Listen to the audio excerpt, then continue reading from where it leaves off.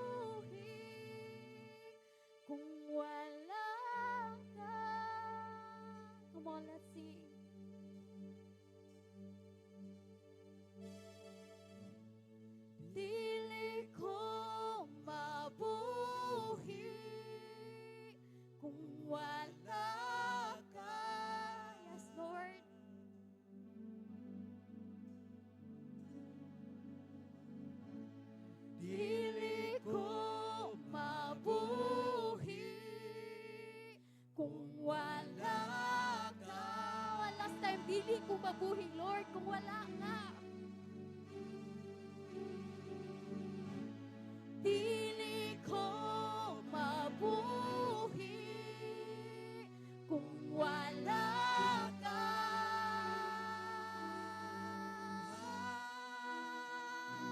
Ikaw ang dalan kung maturan ang kinabuhi, walay katapusan, naghahanapong paglaom ka na ako. Ikaw ang Alpha ug ang Omega, hari sa langit ug sa yuta, naghahanapong nabuhi ka na ako. Ikaw ang dalan kung matuuran ang kinabuhi, walay katapusan, naghahanapong paglaom ka na ako. Ikaw ang Alpha ug ang Omega, hari sa langit ug sa yuta, naghahanapong kinabuhi ka na.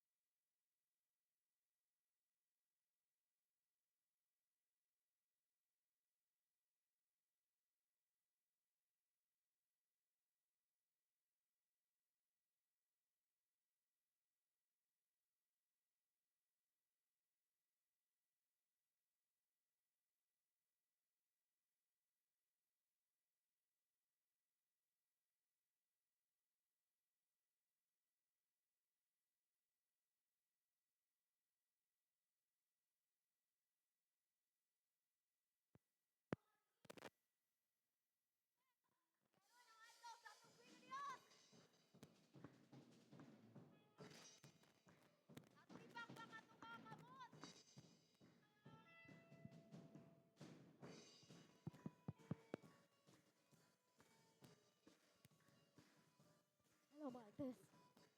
There's sword.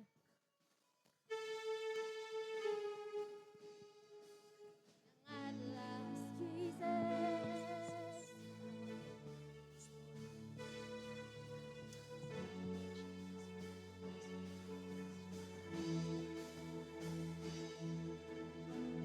Adlaw sa Dios, karon ang adlaw sa pagdaig ug pagsimba, ibayaw ang atong kamot. Bulokso mo sayaw!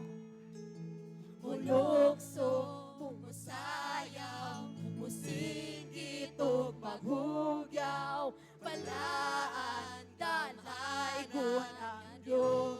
Karon ang adlaw sa Dios!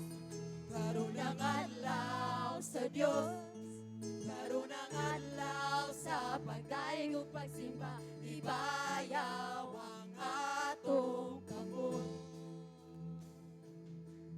Mulokso, sayaw, musigit ug maghugyaw, balaan gamhanan ang Dios. Daigon ko ikaw, o Diyos na labing hanghanan, patuloy ka sa among pagsimba. Yes, Lord! O Diyos, naway kausapan, hangtod sa kahaturan, daigon ko ikaw, sa way katapusan. Karon ang adlaw sa Dios! Karon ang adlaw sa Dios! Amen! Karon ang adlaw sa pagdaig ug pagsimba, ibayaw ang atong kamot. Bulokso mo sayaw! Bulokso mo sayaw, musigit ug maghugyaw, balaan kamano ang Dios. Daigon ko ikaw, o Diyos nga labing gamhanan, patuloy ka sa among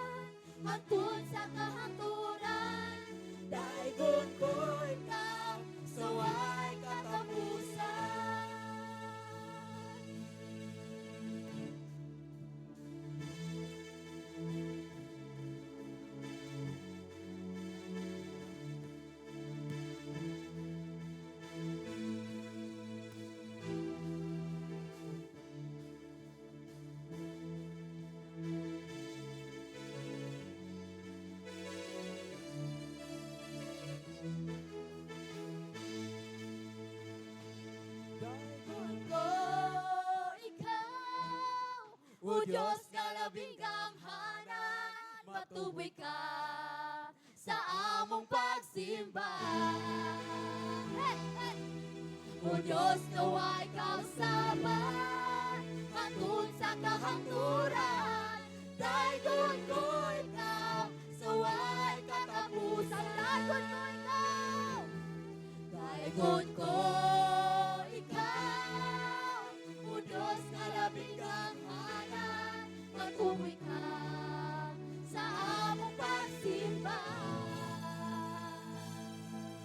O Diyos, naway kausaban, hangtod sa kahangturan, dayon ko ikaw, saway katapusan. Dayon ko ikaw, saway katapusan. Dayon ko ikaw, saway katapusan.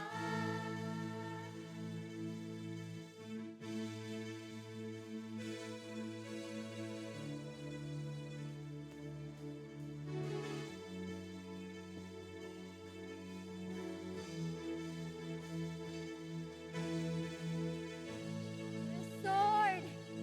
Yes, Jesus, thank you so much, oh God. Yes, Lord. Thank you so much, Lord, sa imuhang gugma. Thank you so much, Lord, sa imuhang pagkamaayo. And we believe, Lord, ikaw ang namuhat sa matagusan namo karon, Lord God. Yes, Jesus. Thank you so much, Lord. Yes, Jesus.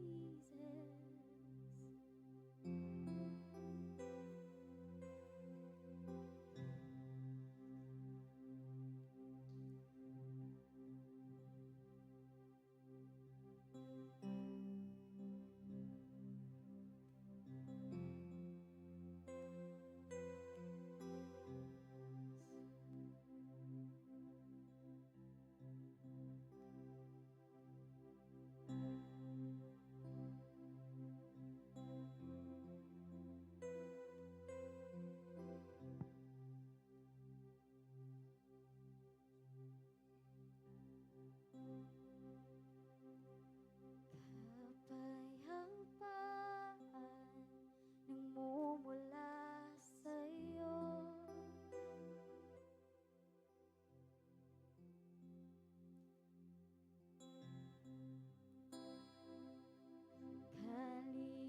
Kaligayahan na kamit sa piling mo. Once again, kapayapaan.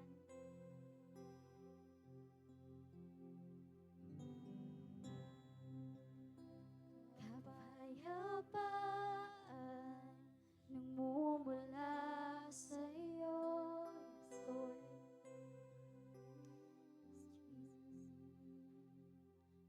Yes, Jesus. Kaligayahan na kamit sa piling mo. Wala nang hahanapin pa.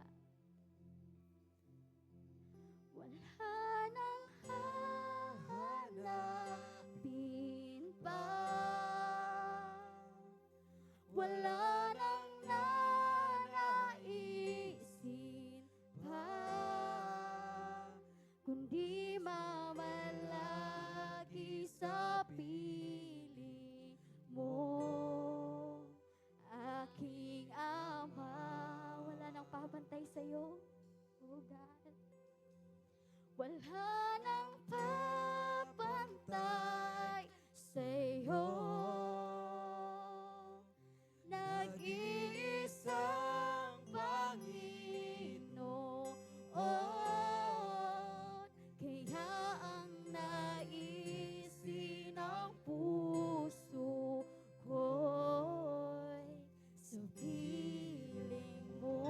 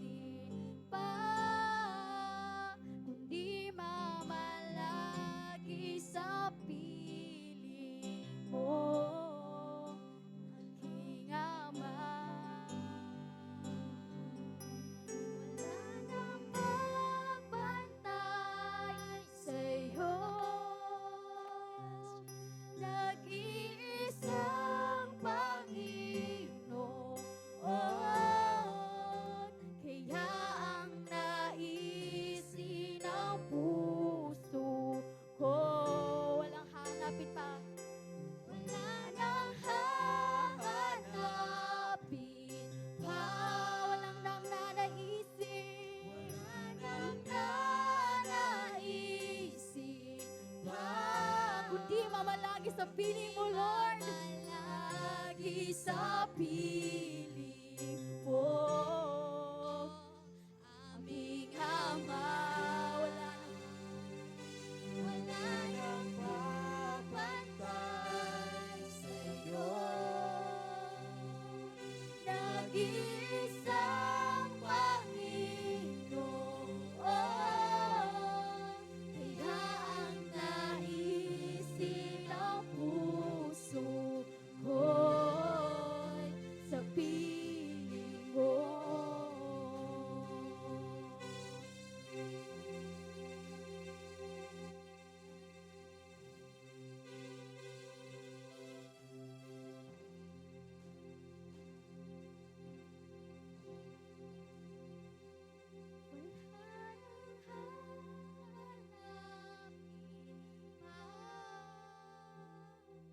Wala nang naisip pa,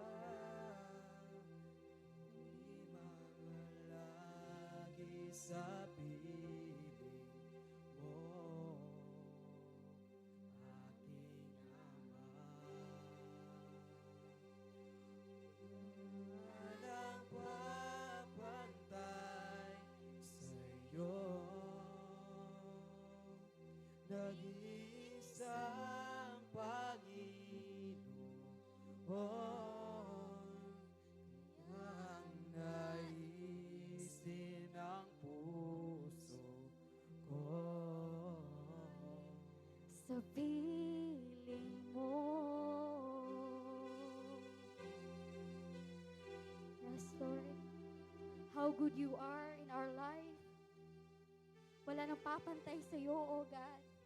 Mabot man sa time, Lord, na ma-discourage me. Mabot man sa time, Lord, nga kapuyon me, O God. But Lord, ang imong word, O God, always nagpa-remind sa amo. Nga walay papantay, wala kang katulad, O God. And thank you so much, Lord. Tungod kay ikaw ang Ginoo nga angayan, ulian sa tanan, angayang pasidunggan sa tanan. In Jesus' name, amen. Atong ipalakpak.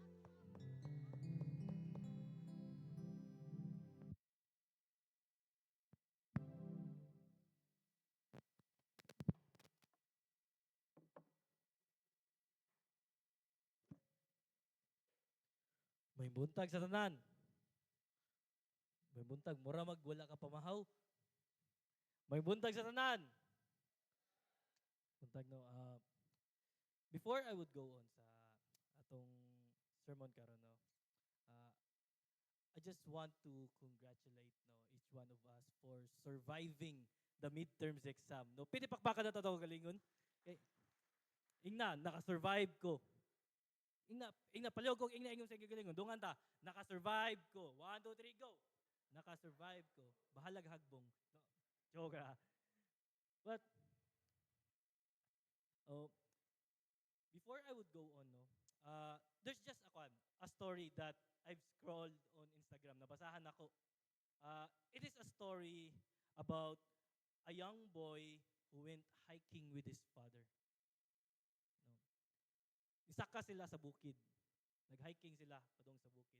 Samtang patanga sila sa bukid as they went up the trail of the mountain.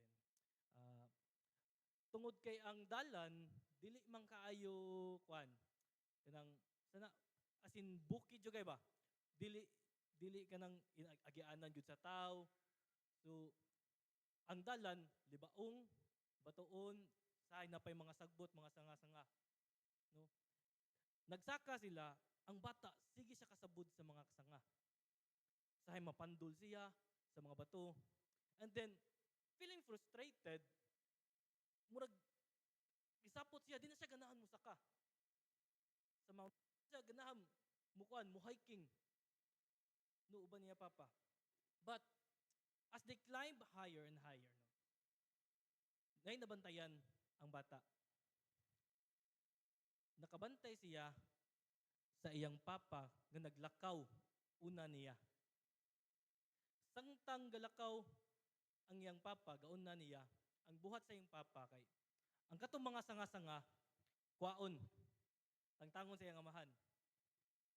ang katong mga bato nga murag tanaw nga loose ang ground or pwede mapandol ang iyang anak iya gikuha padaplin niya bisan pa ka ng mga tunokon kung naibumbil or mga hait nga tanom kwaon hawanan daan sa iyang papa. Pag abot nila sa tumoy sa bukid yun nangutana ang bata sa iyang papa. Yan ang bata. Pa, nganong niuna ka nako? Ang tubag samahan. Ganahan lang ko makasigurado nga ang dalan kay safe para nimo. Di ko ganahan masakitan ka. You see, many times we don't realize that God is doing the same for us. Just like the boy in the story. He goes ahead of us, making a way even when we don't see it. And as we look at Deuteronomy 31 verse 8, we will see how God prepares the way, stay with us, and protect us from fear and discouragement. And the sermon title is Pioneered by His Presence. Can we read all together sa Deuteronomy chapter 31 verse 8? No, ako gihangyo ang tanan sa pagbarog as we read the word of the Lord. Deuteronomy 31 verse 8 says, "The Lord himself goes before you and will be with you. He will never leave you nor forsake you. Do not be afraid, do not be discouraged." Let's pray. Mighty Father in heaven, Lord, again, we declare ourselves as nothing in front of you, Lord. That's why we cannot boast, Ginoo, bisan sa man sa among abilidad, knowledge, and wisdom, meaning naana mo, Ginoo. And everything belongs to you alone, Lord. That's why we need your help, we need your guidance. Fill us with your Holy Spirit, open our hearts and our mind as we learn, Ginoo, nga mo pagatunan ang imong balaan nga pulong.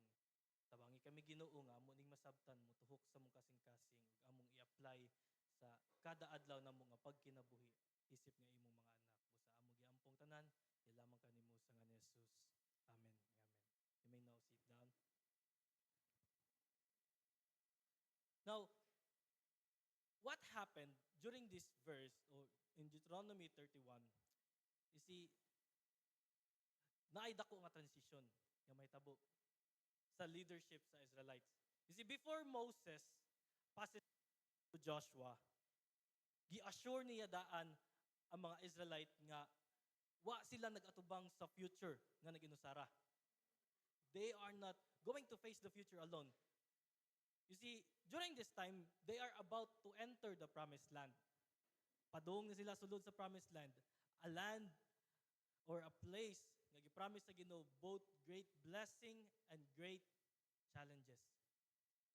Ganong challenges? Because naay mga new battles nga ilang masagutan. New enemies nga wala pa nila nagagubat. And maybe an uncertain future awaits them in the promised land, in the land of Canaan. But Moses reminds them of a truth greater than their fears. God himself is going before them, walking with them and ensuring they are never abandoned.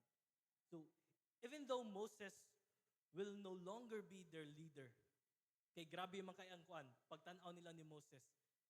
In fact, in Deuteronomy chapter 24, ilagad gisuwat ngadto nga there is no other prophet like Moses.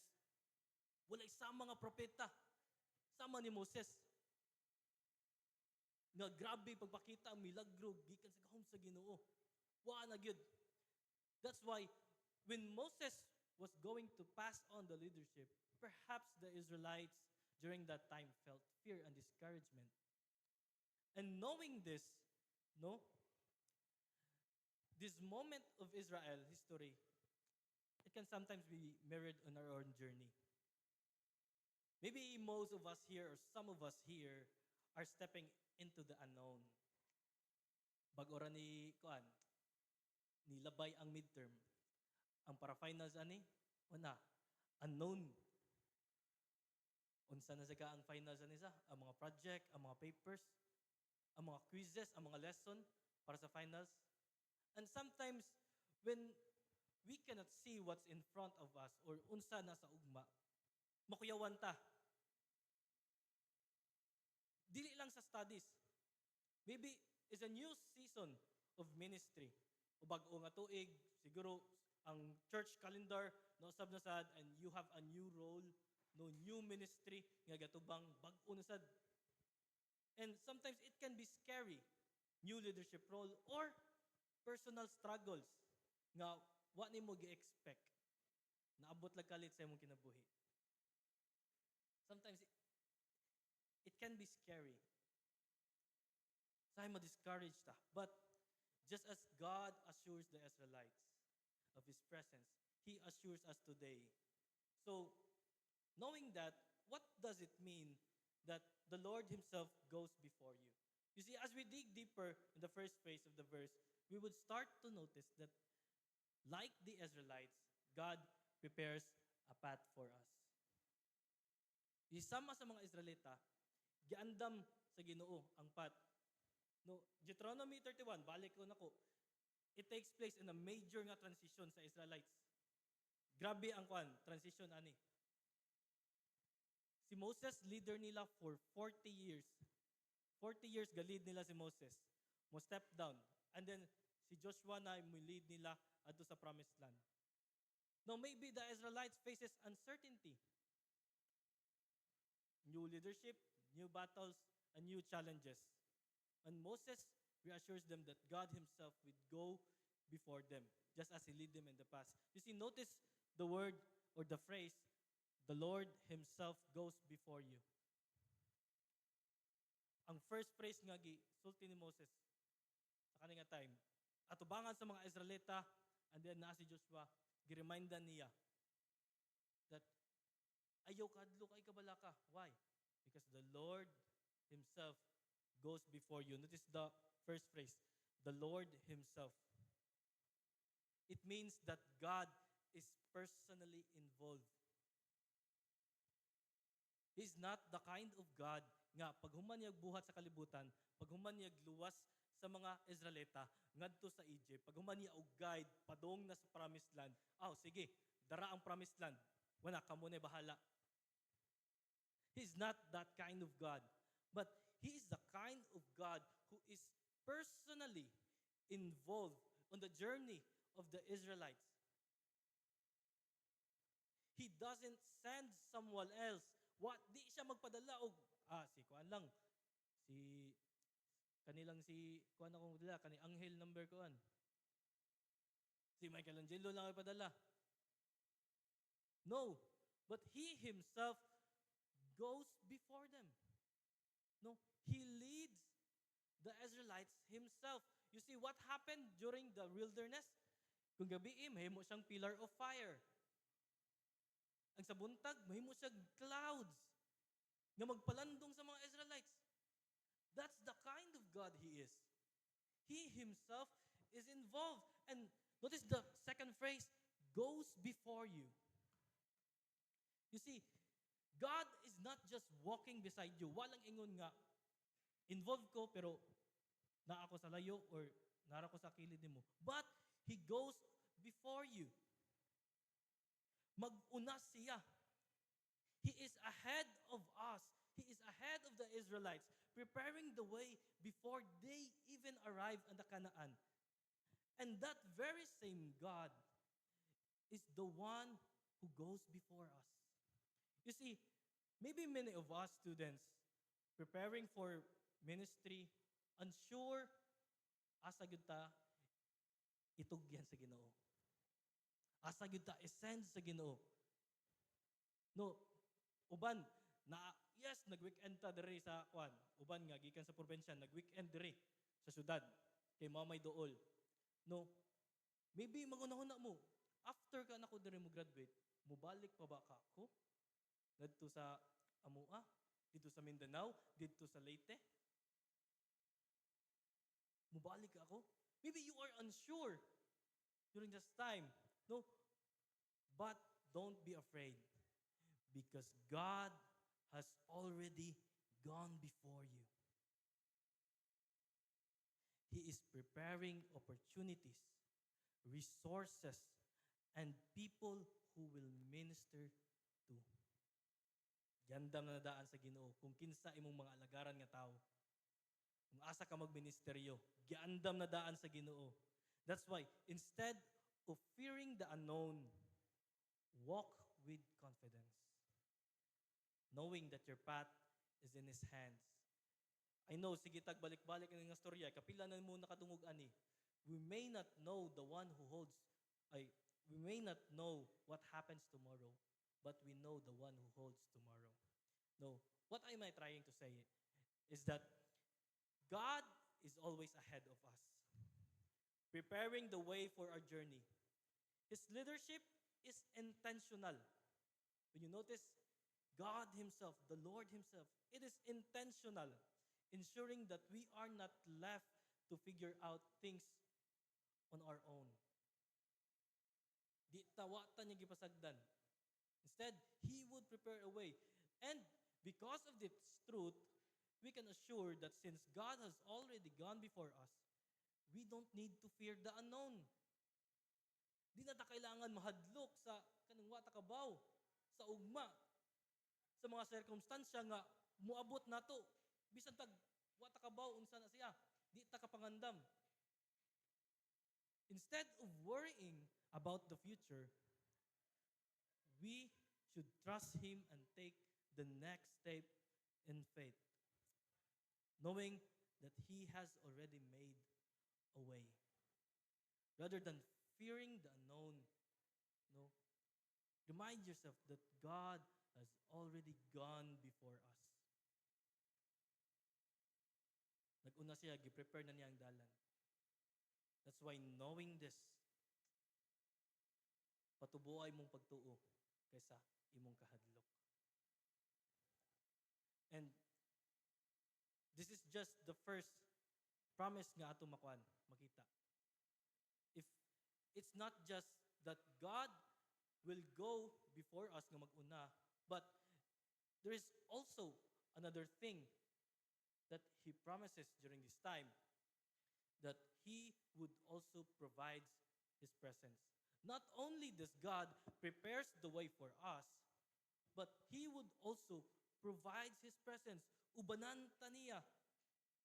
You see, God knows that Israel will face strong nations. Grabe ka mga kusgan nga mga nasod. And they needed reassurance that God will not leave them alone. Notice the phrase, "And I will be with you." Ang assurance sa Ginoo sila, "I will be with you." This speaks of God's continuous and unchanging presence. No? The phrase, "and I will be," meaning infinitive. While it is present, it is also futuristic because God will always be with them. Dili mo hunong. Pag-promise niya kato nga time, hantud sa hantud, magapadayon. And that's the kind of God that we are serving right now. He is not the type of God who, kung naay problema, muhawa siya, imo na problema. Ato ba nga na? But God's assured, just like the Israelites, that He will be with you. It's a continuous and unchanging truth or fact nga ang Ginoo, ang presensya sa Ginoo, always magauban. Diyan nimo. And notice the word "with you." The word "with you" means that God does not just send us out. Kung ipadala ka sa Ginoo, kung asa ka niya ibutang nga magministry, asa ka mamastor, asa ka mo serve nga simbahan, He would not just send you out there. But rather, He will walk beside you. He will walk besides us and strengthen us. While He prepares the way, His presence assures us that He will walk beside us. Together sa atong struggle, God would face uban nato ang atong mga struggles nga atubangon nato sa ministry.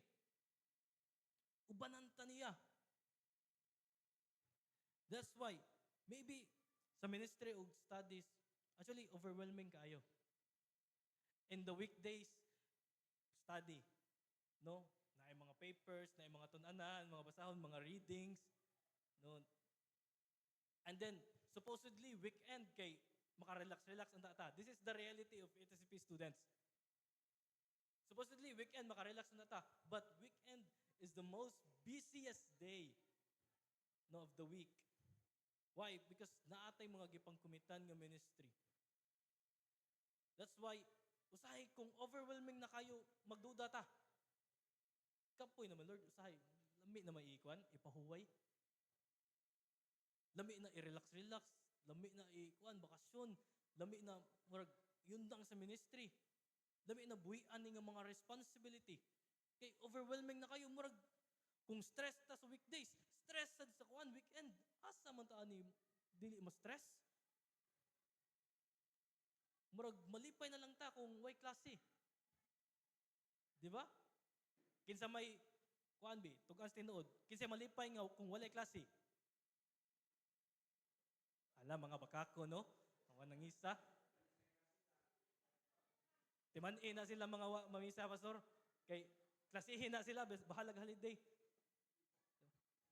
And that's why, kung usahay kung ma-overwhelm na ta maayos sa ministry, magduda ta sa presensya sa Ginoo. Asa man. Lord, kapoy man. Asa man akong kusog. Sa stress naman kay Lord. Dire bagyog ko, Lord. And maybe, maabot ang panahon that you would feel isolated. No? Because sa mga overwhelming kayo nga mga responsibility as a student, and not just as a student, as a working student kay sayo sa buntag, bumata pa ugkuan, bumatag sayo, manglimpyo katong mga faithful. No? Pero katong mga dili faithful, wala, ginoray na kita. And usahay, maka-feel ta nga murag isolated kita.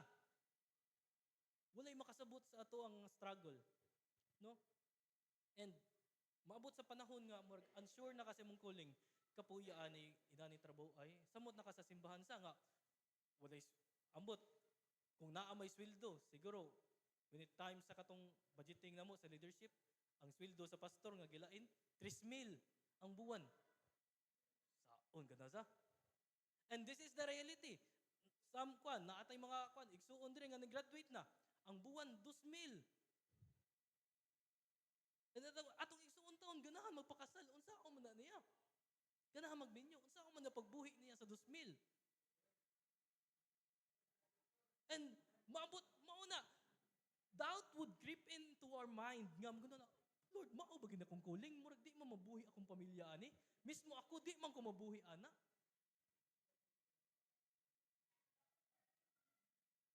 But remember, God's presence is not based on your feelings. Kung maka-feel ka nga isolated ka, kung maka-feel ka mura ka gipabayaan, kung maka-feel ka kahadlok o doubt sa mga galingon. But God's presence is not based on that. Remember, and I will be with you. It is a continuous and infinitive promise of the Lord. It's a fact that whether you feel Him or not, bahalag naka-feel ba ka nga na ang presensya sa Ginoo dili. The truth is, He is with you. His presence is with you. In the classroom, in the ministry, in the dorm, and in your personal struggles.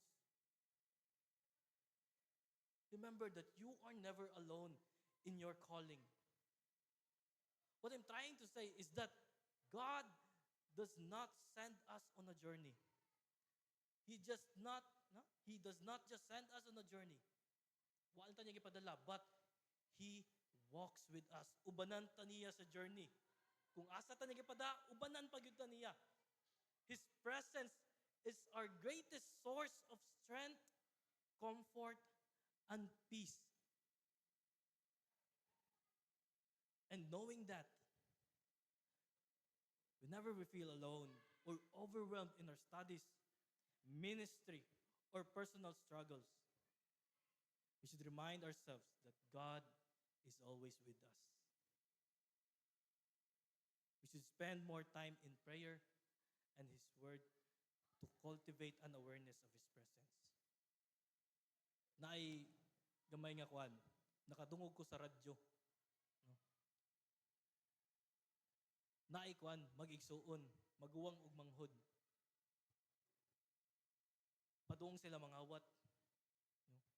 Ang manghod nga inosente kayo, moingon ang manghod. Iya, ayaw pangawat ya. Nakakita man ang Ginoo. Although wala kakita mga tao yan, nakita man Ginoo. Naan ang maguwang, ay sapa diha. Ay kung ko ana, pahinumdumi ana. You see, even ang maguwang, kabaw siya nga nakakita ang Ginoo, kabaw siya nga ang presensya sa Ginoo naa. But the problem is, di lang siya ganahan ma-remindan. Na naa. And that's why, kung sa ato nga ministry, whether it's in our personal struggles, always remember that God's presence is with you. To the point nga mag-atubang na ka sa temptation, always remember that God's presence is with you. And maybe, kung sa time nga na-fail nimo nga, wa gyud ang Ginoo ato nga time, katong panahon nga gahilak ka, panahon nga grabe ang kayang kasakit nga imong nabati. You see, God's presence is with you during that time. Naghilak siya uban nimo. Nagka-comfort siya uban nimo. Katong lisod kay mong gatubang, giubanan kaniya pag atubang ato. Giving you courage, strength nga tubangon to. That's why always remind yourselves. Labi na sa maabot nga mga ministry nato nga pagatubangon, bisan pa sa finals. Finals na ron nga kuan, term. Ano man na midterm. God is always with us. Kung wala kay answer, pwede na mo ibutang. Jesus is always the answer. Dili man siguro na arungan sa maestro, pero wa sa score. No? Pero at least na kay na answer. Sayop lang. Now, this is not the end of the promise.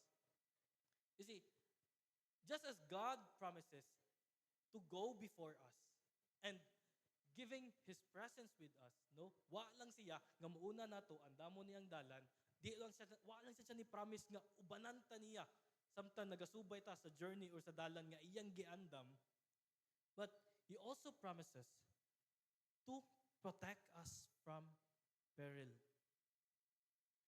You see, fear and discouragement, kay tinuod yun ni, nga threat sa mga Israelites. You see, in Numbers 13:28 to 33, they have seen giants in the land. Mga tao, nga tag-as kaayo, mga dagko kay nga mga tao, naa sa Kanaan. Ila makita, nya mao ilang makontra. Kabao sila nga, mao gini ilang makontra, mga dagko kay nga tao. So, dako jud kay posibilidad nga nahadlok gid sila during this time.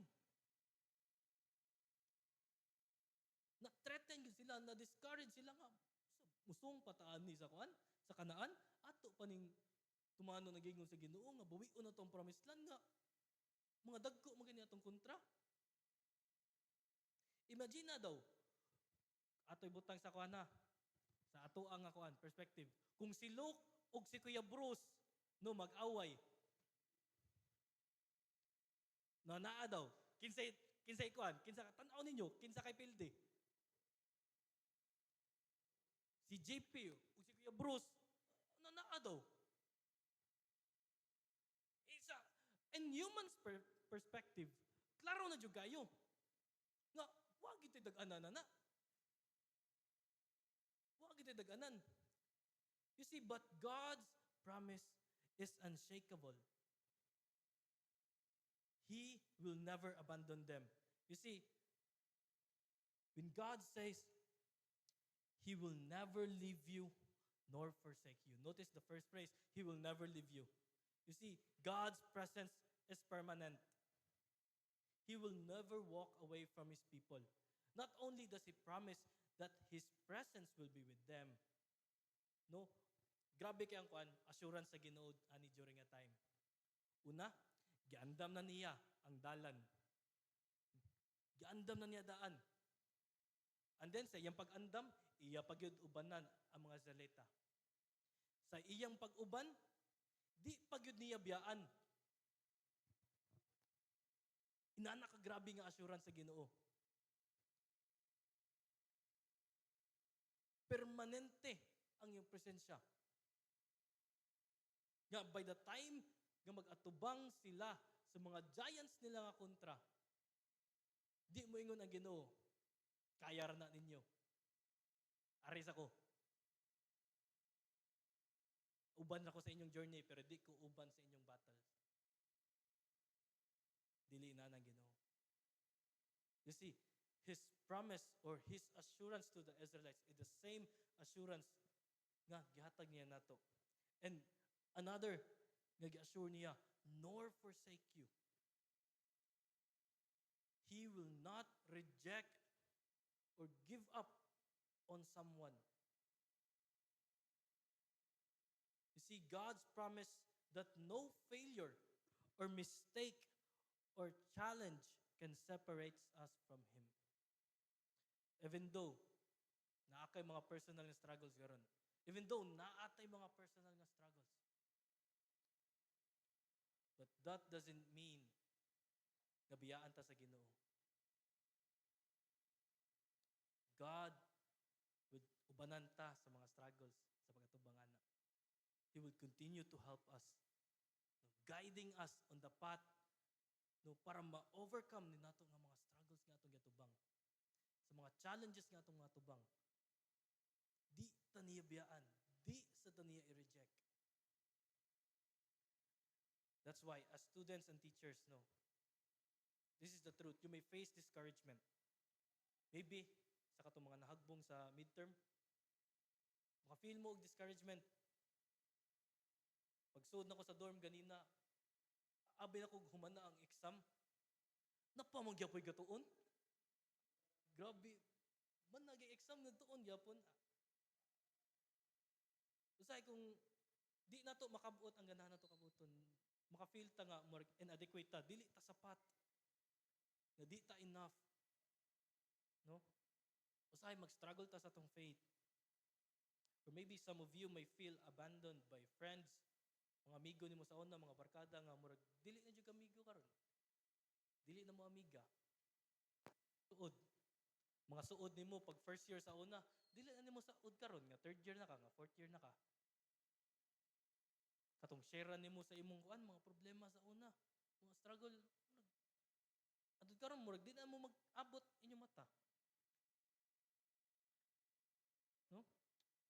And maybe sa inyong family, kay wa gyud mo sugot nga muskwila diri sa Bible school. Dili mo support.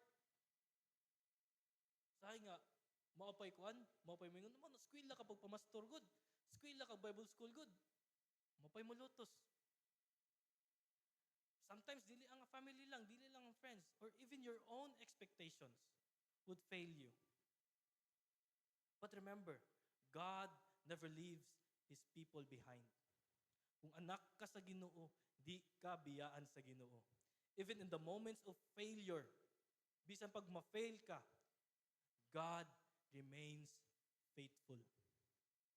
You see, you are not defined by your struggles, but you are defined by God's unchanging love and commitment to you.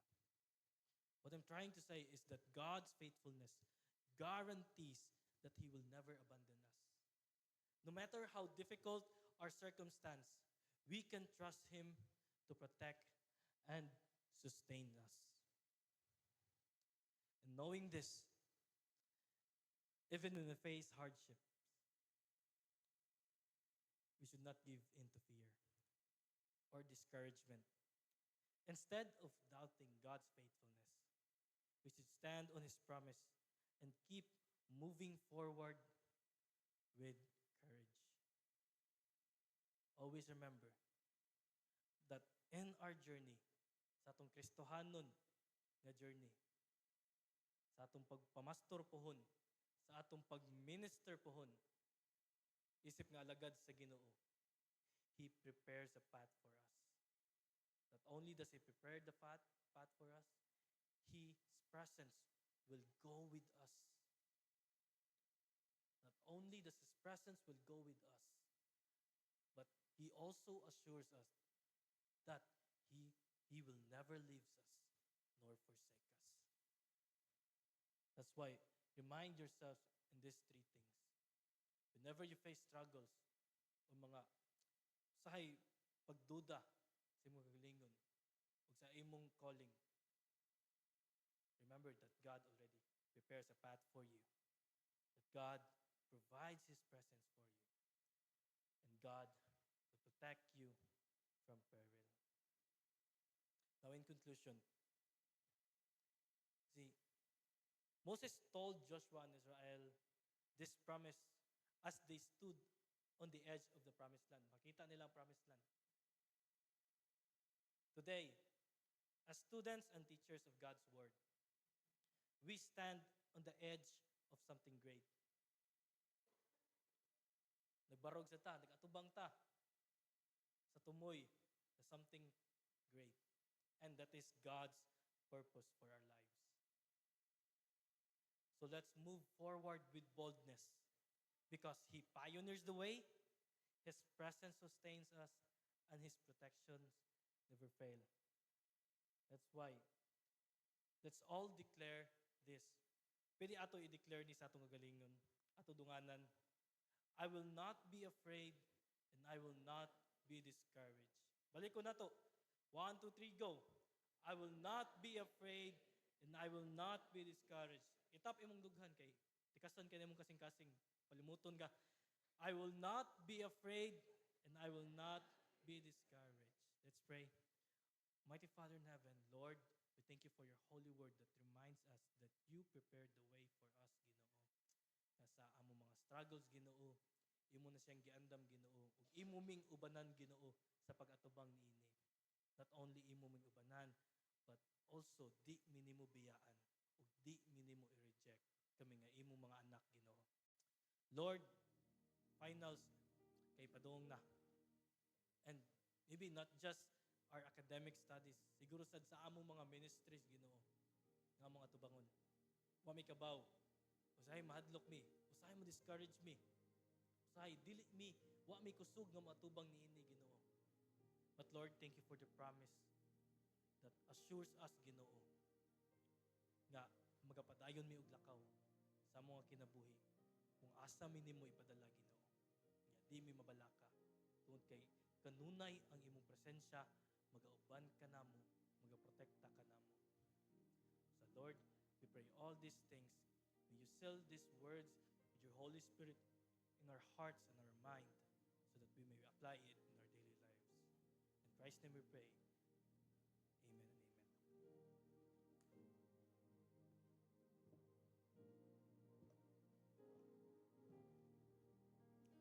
Praise God, no? Thank you so much, Pastor said. And what a great reminder to us as a student and sa teacher pod, no? Now we are in this situation and while nagalingkod ko while I'm listening and writing sa notes ba, na-remindan ko kung unsa jud ka kanang bitaw ka maayong Ginoo ba. Like unsay mga things na iyahang gipaponder bitaw gipa-realize sa ato as a student na the Lord will never abandon you. The Lord is with you. Even ang Ginoo nag-una jud sa imuha, nag-una jud sa atoa. So I hope and I pray na na-bless ang matag usa sa word na atong nadunggan karon. So right now, this moment, I want to call the first year student to offer their offertory song.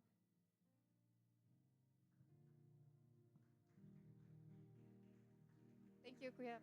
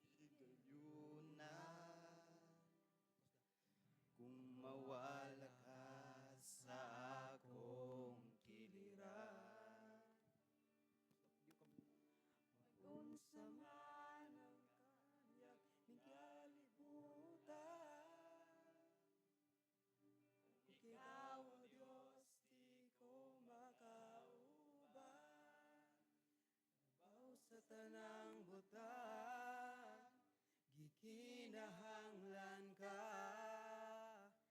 di ko igabaylo ang presensya mo.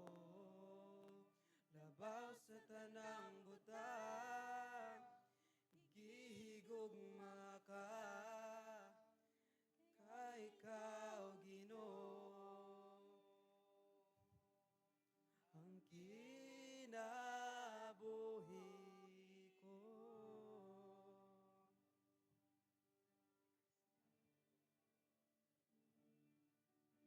Mag-unsa man ang mga katigayunan, kung mawala ka sa akong giliran. Mag-unsa man ang kaanyag ning kalibutan, kung ikaw Dios di ko makauban. Labaw sa tanang butang gikinahanglan ka, di ko igabaylo ang presensya mo. Labaw sa tanang butang gihigugma ka, ka ikaw Ginoo ang kinabuhi ko. Labaw sa tanang butang gikinahanglan ka, di ko igabaylo ang presensya mo. Labaw sa tanang butang gihigugma ka, ka ikaw Ginoo ang kinabuhi ko, ang kinabuhi ko.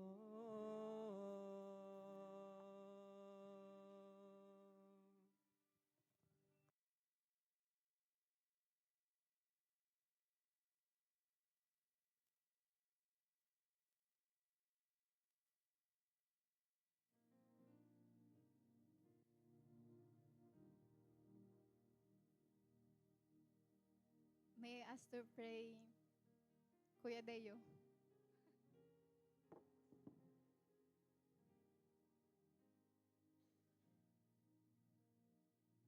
Let's pray. Father God, we do thank you, Lord, for this monetary offering, Ginoo, nga gipaapit sa mga katawan, Lord. Thank you for those people nga nihatag, Lord. I pray, Ginoo, nga imo kaming padayon nga gamiton, Ginoo, sa paghatag, Ginoo. And I hope, Lord, nga kini, Ginoo, nga mong na-receive nga monetary offering, Lord, among gamiton para sa paglambo sa imong gingharian diri sa kalibutan, Ginoo. Ug among gamiton sa sakto, Ginoo, o para sa mga ministry, Ginoo, nga mas mo expand pag, Ginoo, ni kalibutan, Lord. And I pray, Lord, nga padayon mo kami gamiton, Lord, ang makitagos na mo kinabuhi, Ginoo, para sa mga kahayaan. In Jesus' name we pray. Amen.